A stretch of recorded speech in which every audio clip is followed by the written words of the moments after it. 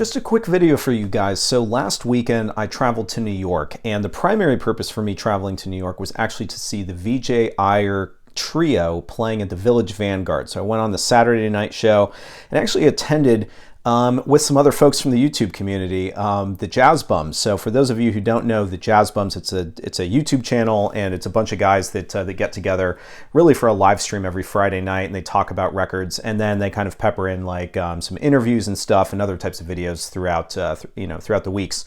So met up with them for the first time and attended that show, and it's phenomenal. Also went in, well, once I had that ticket and I knew I was going, I also got myself a ticket to see Andre 3000 for his tour at the Blue Note the night prior. That was a big disappointment, by the way. So as much as VJ Iyer was amazing, like one of the best shows I've ever seen at the Village Vanguard, the Andre 3000 show was a little bit of a disappointment. But anyway, why I'm making this video is not to necessarily review those shows, but instead talk about the other thing that I love to do when I go to New York, which is shop for vinyl records. So I wanted to talk about the 18 records that I picked up over the course of the just couple days that I was in New York.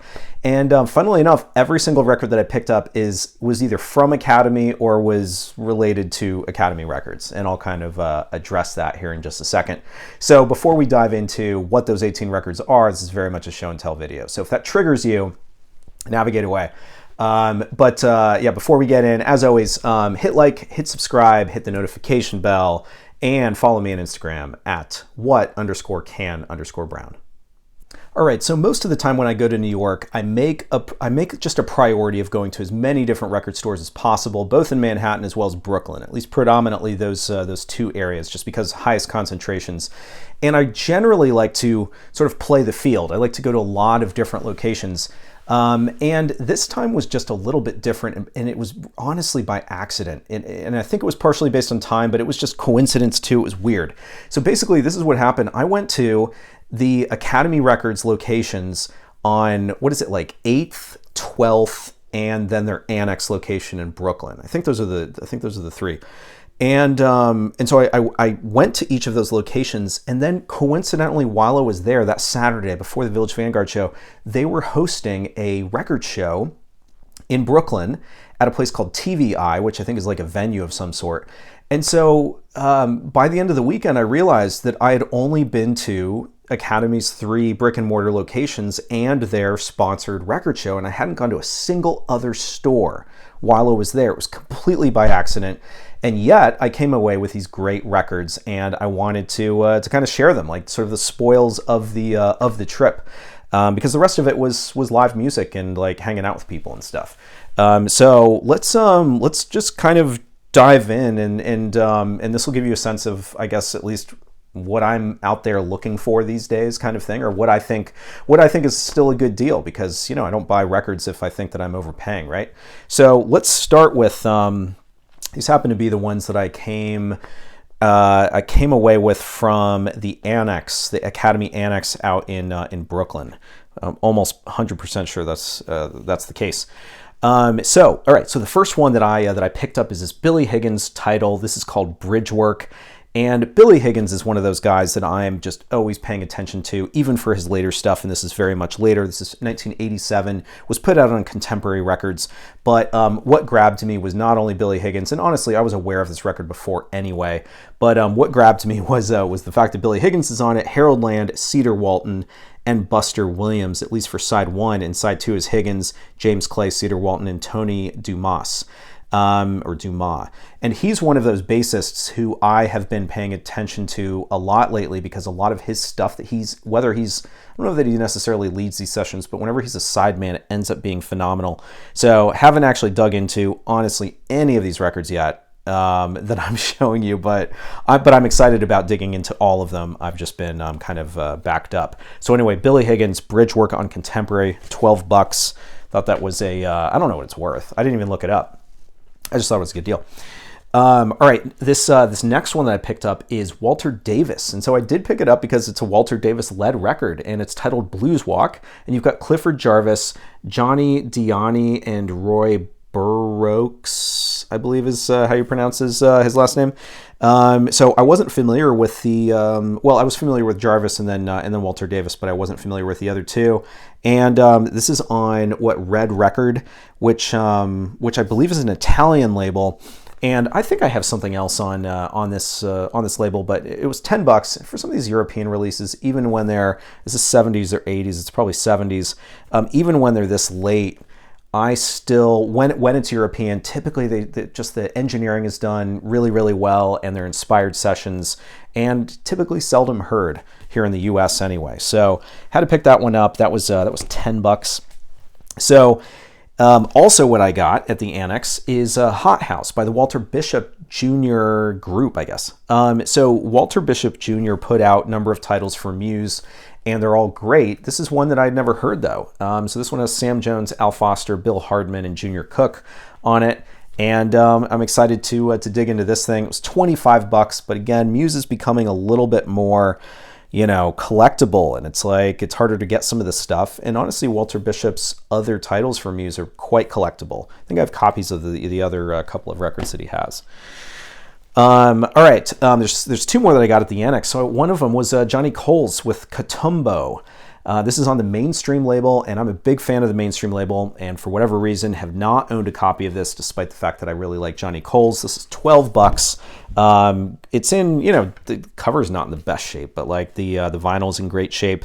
And yeah, so who's on this? Well, you've got Bruce Ditmas, Gregory Herbert, Astley Fennell, Howard Johnson, Cedar Walton, and Reggie Workman. And again, didn't preview it, but again, for the price of $12, figured it was a pretty safe bet. Academy Annex just seems to be a place where I still feel like they have decent prices, versus maybe some of the other shops in Manhattan where things get pretty pricey. I still feel like there's some pretty great deals you can get at the Annex. So the last one was the one I was most excited about, and this is the Randy Weston Trio plus Cecil Payne. I guess the album's called With These Hands. This is an original white label, deep groove Riverside record. So that would be 1956 or so. So in addition to Cecil Payne, we have Ahmed Abdul Malik, Wilbert Hogan. And that's it. Yeah, and so 1956 was recorded in Hackensack, which makes me think that it was recorded, even though it doesn't say this on here. All right. Unplanned. I'm going to double check live whether this was recorded at Rudy Van Gelder's, and if so, if his initials are in it. And his initials are not in it, but it doesn't mean necessarily. It said it was recorded in Hackensack. What other studio was there? In any event, you can see it's the original white label deep groove copy, and for $25, and it's in great shape. No idea why they priced it like that, but I'm not complaining. So anyway, that was one of the stops. What I got at the Academy Annex location in Brooklyn. All right, so I did misspeak earlier when I said one of the locations was on 8th. It's actually 18th. So that is the location actually I went to and I didn't get anything. And I guess it just wasn't the right day for me to go in there to try to grab any jazz. So what I wanted to cover next is the location on 12th Street, which is 12th and 1st Ave, I think. So that location had some phenomenal stuff, and I ended up going up to the counter with a big stack. And so that actually makes up the bulk of the rest. Although, again, I'm saving the stuff that I got at the record show for last because I think that some of those titles are the most exciting, at least probably to y'all, well, and to me. All right, so the 12th Street location, what I ended up grabbing was, firstly, the Duke Pearson Nonette on Atlantic. So this is Honey Buns, $20. I had never heard this thing, but it's got Johnny Coles on it, who we just saw a record by. It's got Garnett Brown, Les Spann, James Spaulding, George Coleman, Pepper Adams, Bob Cranshaw, Mickey Roker. So it is a little bit of a larger group, but I really love Duke Pearson, including everything that he recorded after he hadn't left Blue Note, in fact. So he was still with Blue Note and still the A&R person, I guess. And he was over at Atlantic recording some of this stuff. So that's kind of interesting. So the next one that I picked up is maybe one that folks aren't going to really be that familiar with, and I feel a little bad for kind of cluing folks in maybe on this series because I'm trying to like buy a bunch of them. So on Denon, which is a Japanese label, and you can tell because of the obi, there's this denim series, and it's like a New York jazz series, or I forget exactly what it's called. Let me see if it's listed here.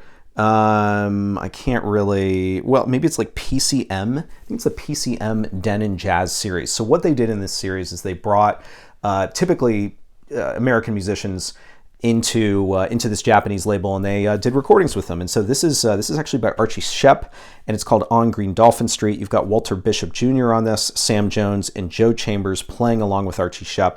There's a number of great titles. Some of them I think are musicians solo. But it's a small series, but I'm kind of after a bunch of them, and I already have some of them. And so, yeah, when I saw this over at Academy, I had to grab it. It's just exciting to be able to buy this type of thing in person. This next one probably doesn't look that inspired, and honestly, I know nothing about it, have never previewed a track on it, and yet, when I saw it in the bins, figured out it was basically a private press, at least I think it is.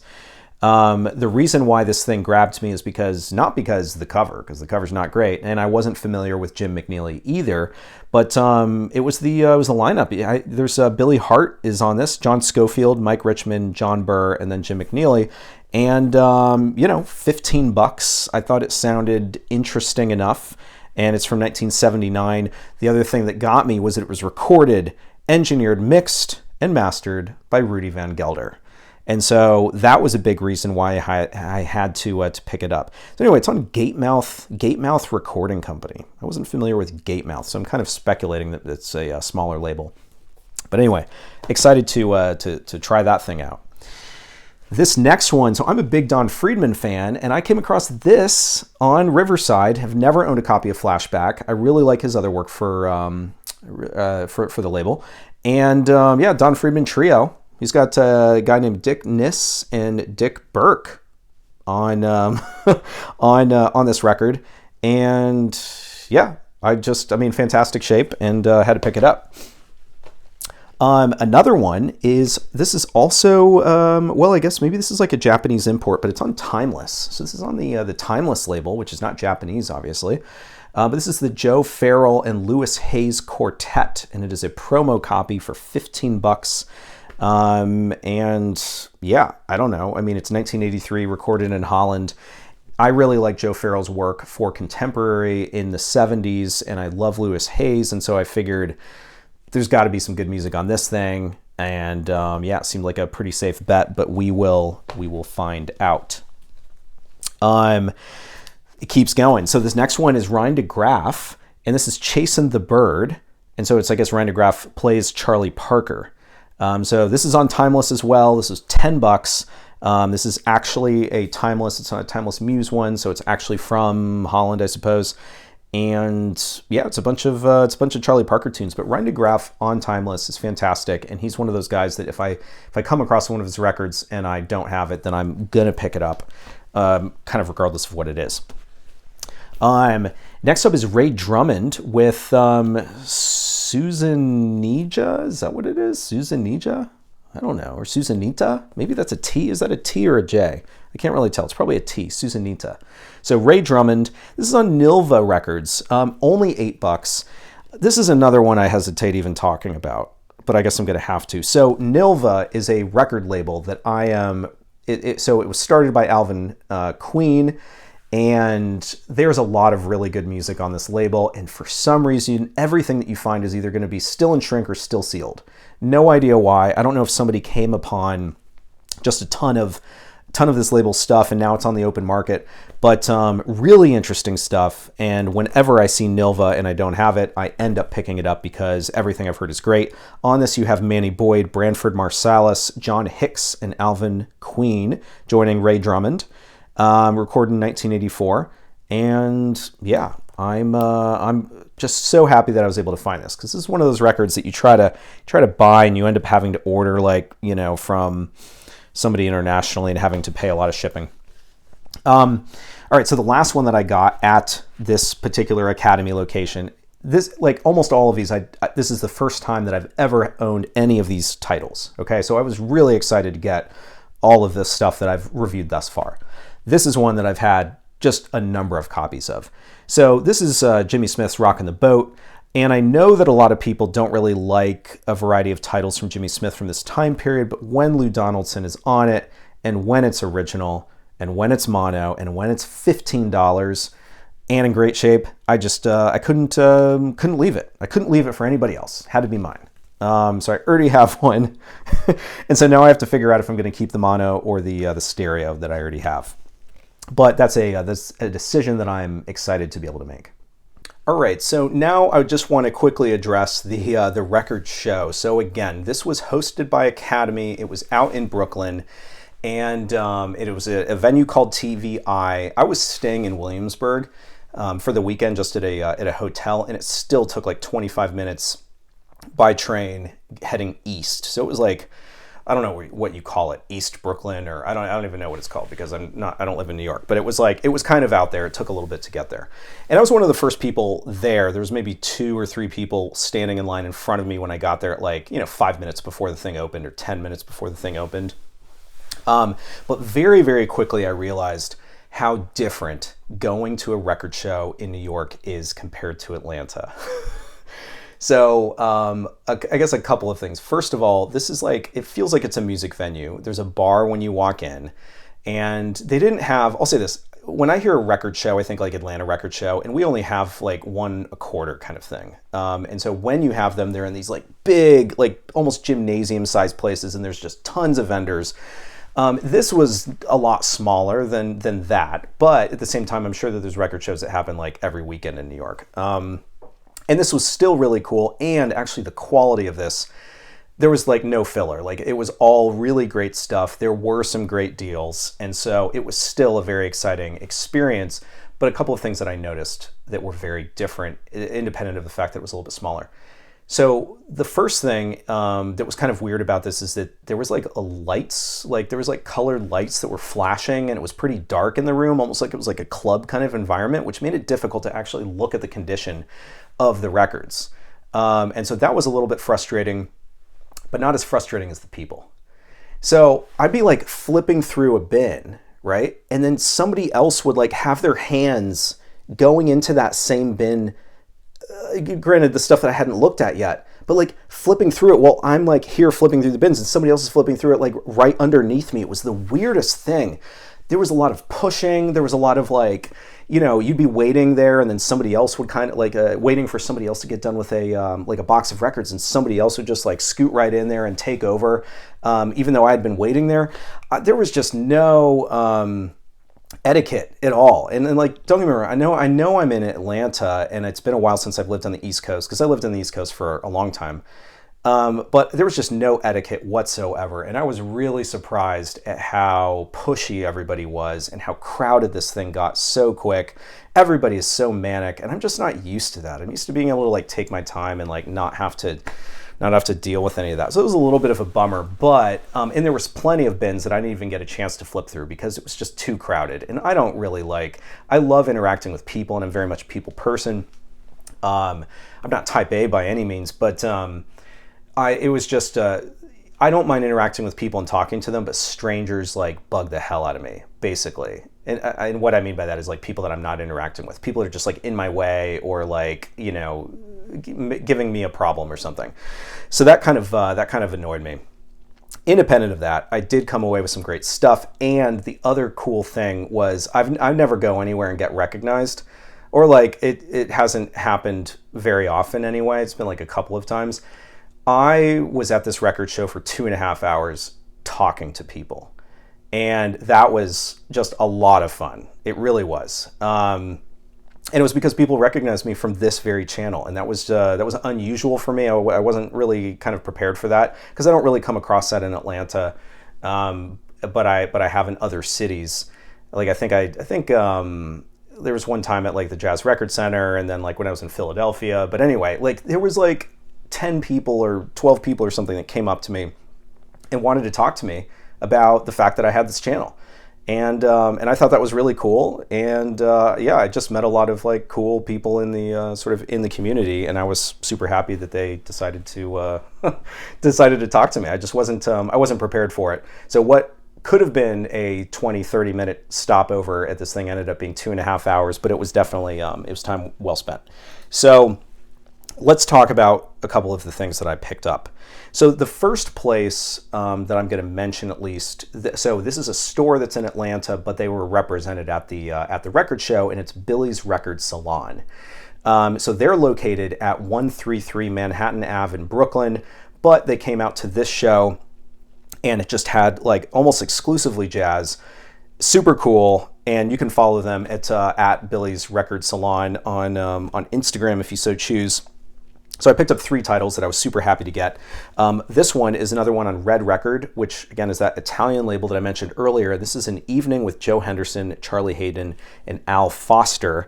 And I didn't know anything about this. It was recorded in 1987. It was recorded in Italy.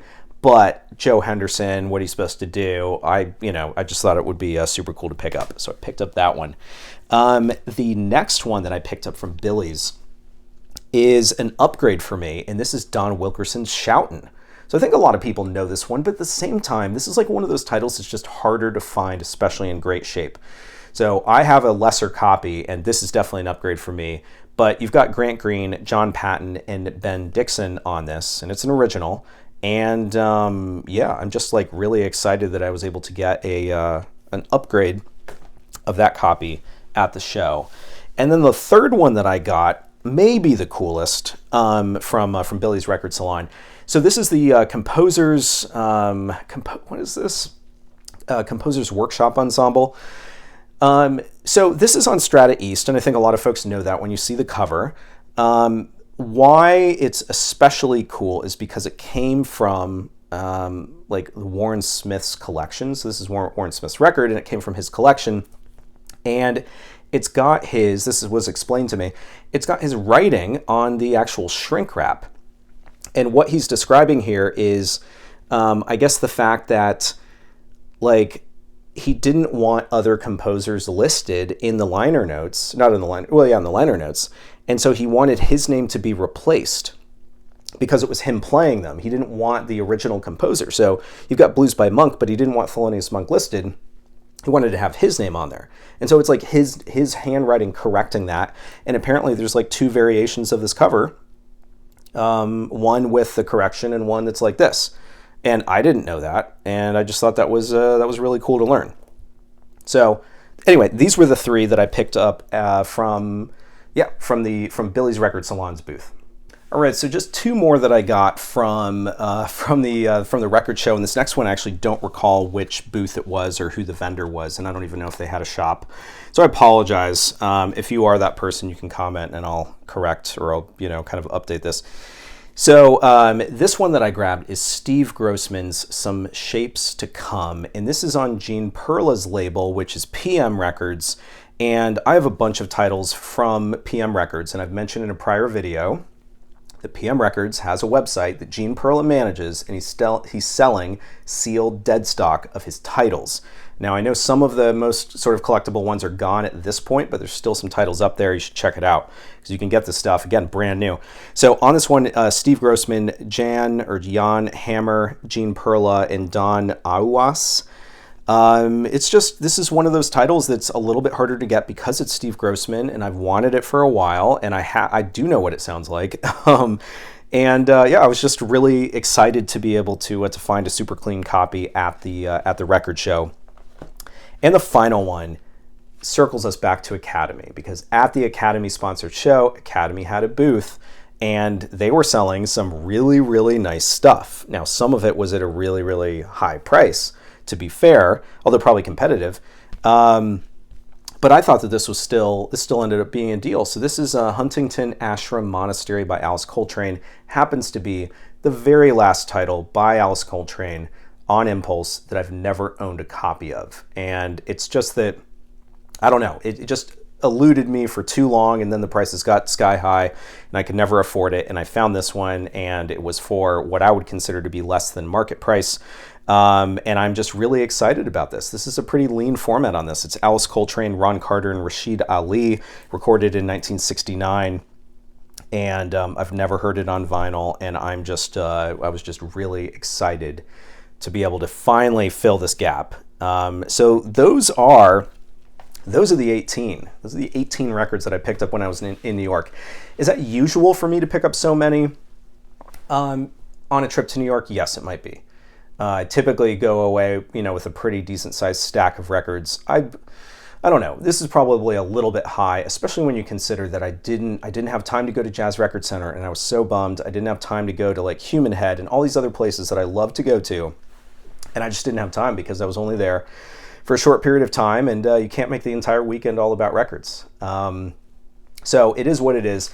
But I wanted to I just wanted to make this video because last year around this time, I also made a video about my trip to New York, and people seemed interested both in learning about the stuff that I'm after, types of stores that I'm going to, and just for those folks who don't live in the US or do and can't make it to New York because of distance and expense. Some people just kind of want to know what's going on at some of these shops. And so I hope this was interesting for folks. So yeah, I guess I'll just leave it at that. Thanks very much for sticking with me. Let me know what you think about some of these grabs, if you think that I made any bad purchases or otherwise. But yeah, thanks very much. I'll see you next time.